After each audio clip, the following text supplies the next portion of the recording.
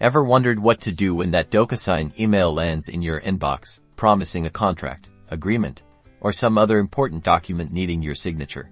Let's break it down step by step, so you can sign with confidence and get back to your day first. Spot the email from Docusign in your inbox. The subject line usually indicates you have a document to review and sign. Open the email and look for the clearly labeled button, often saying something like Review Document, Sign Document, or Get Started. Click on this button to begin the signing process.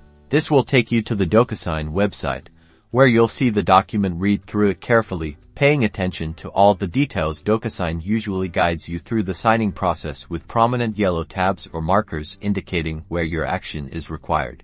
When you reach a signature field, you may be prompted to adopt a signature style. You can often choose to draw your signature, type it, or select from pre-formatted options. Once you're happy with your signature, adopt it.